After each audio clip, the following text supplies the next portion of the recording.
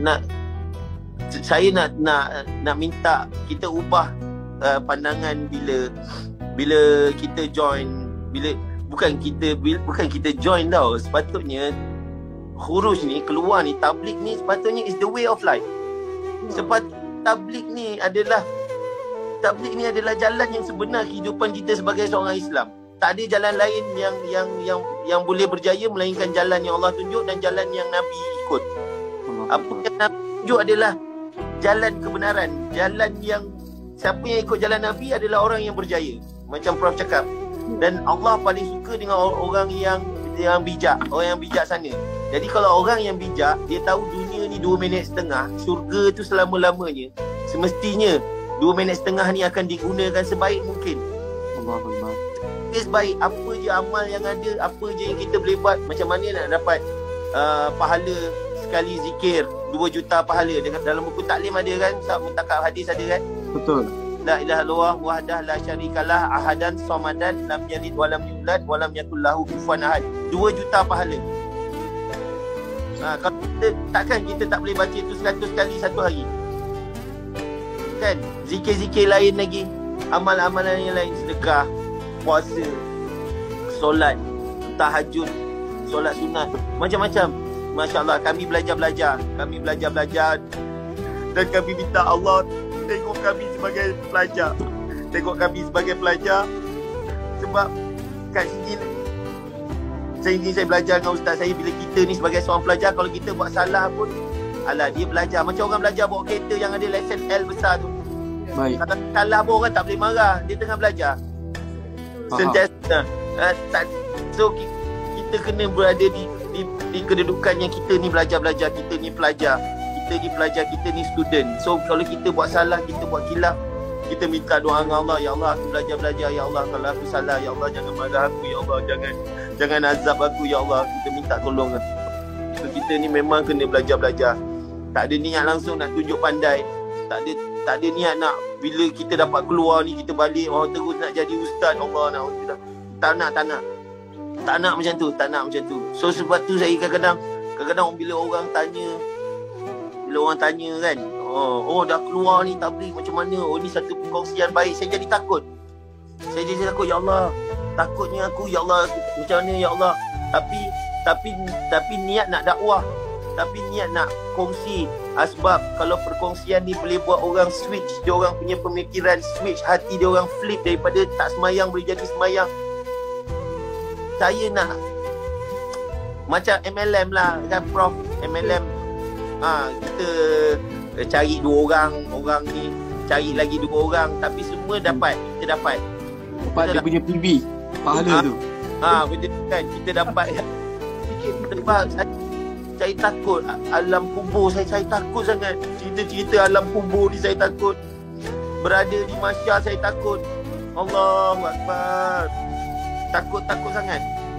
Jadi saya minta Allah, dan kita ni berjalan di atas bumi Allah ni, kita minta sangat orang-orang alim, orang-orang yang baik-baik, orang yang soleh, orang-orang yang doa dia orang tak ada penghalang.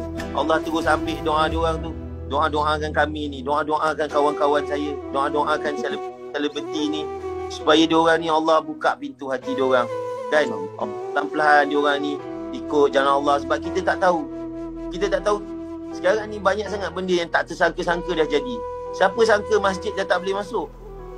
Betul. Siapa sangka yang bila kita dah berubah ni, kita nak pergi sembahyang kat masjid kata minta maaf, masjid tutup. Allahu Akbar. Siapa sangka? Kita ingat sampai bila kita dulu sebelum jadi COVID ni, kita ingat alam masjid anytime kita boleh pergi. Tapi sekarang ni, sebab macam baru-baru ni Prof, saya dengan isteri kita cuba nak bersolat di masjid. Satu subuh ni kita cuba nak bersolat di masjid. Kita sampai dekat masjid tu, orang tu kata tak boleh masuk kan. 5 orang. Dia kata 5 orang je. Dan kapasiti masjid tu besar. Tapi Prof, saya tak marah dengan orang tu. Saya marah dengan diri saya sendiri. Saya cakap padan muka aku. Dulu masa masjid Allah bagi masuk, kau tak pernah nak datang. Padan muka kau sekarang ni Allah dah tutup. Sekarang ni kita tak nak lah nanti Allah tutup pula pintu yang lain pula untuk kita kalau sekarang ni kita tak buat amal kita. Kalau kita tak cuba nak belajar nak ikut cara Nabi, kalau kita tak cuba belajar nak kenal Allah, kita pupuk rasa cinta dengan Allah, kita nak Allah tengok kita, ya Allah tengok aku dah berubah, ya Allah tengok aku bawa isteri aku bawa anak-anak aku, semua aku nak bawa ke jalan Kau ni, ya Allah. Ya Allah tolonglah ya Allah, sekarang ni aku tahu ya Allah memang susah ya Allah, memang memang dengan kehendak Engkau ya Allah, orang dah tak boleh nak pergi masjid, orang dah tak boleh nak buat amal, orang dah tak boleh nak pergi ke taman-taman syurga macam dulu, betul tak Prof? Kan? So apa yang kita boleh buat ni ya Allah kan? So Allah bagi jalan dia, hidupkan taklim di rumah kan? Hidupkan taklim di rumah kan? Buat lagi amal apa yang kita boleh bantu, macam apa yang Maulana Talim dengan Prof tengah buat ni, Masya Allah. Kita doakan Allah permudahkan di kubur, di masyar kan, semoga senang dibuka semua pintu syurga, nak masuk pilih mana-mana pun boleh, ya Allah Akbar. Dan kita macam tu saya cakap, kawan-kawan kita ramai lagi yang kita tak tahu, diorang semua buat amal, tapi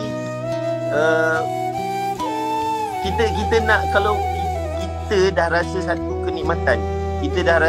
kenikmatan yang Allah bagi. Saya sekolah tak pandai Prof, mengaji tak pandai, mengaji teruk sangat lah kan, baca surah pun ikut dan bunyi je. Tapi lain solat, lain rasanya solat dulu dengan solat sekarang. Tak boleh beli tu, tak ada duit banyak mana pun, mana nak beli tu. Tu kenikmatan yang macam tu tak ada siapa jual melainkan Allah yang bagi rasa, Allah yang bagi nikmat tu. Dan patut kita bersyukurlah, syukur amat sangat ya Allah kan. Syukur amat dalam keadaan kita berdosa, dalam keadaan kita khilaf daripada dulu sampai sekarang, Allah bagi nikmat yang cukup hebat. Masih lagi dapat melihat, masih lagi bernafas, masih lagi dipeluang untuk bertaubat kan. Merasa kadang malu ya Allah, malunya ya Allah, kadang malu Allah bagi satu budak yang dulu dispatch tak ada apa, Allah bagi macam ni punya nikmat, masih lagi nak sombong ni, masih lagi nak tunjuk angkuh, masih lagi ingat aku better, I'm better than everybody, ya Allah. Masya Allah Nabil. Banyak sahabat-sahabat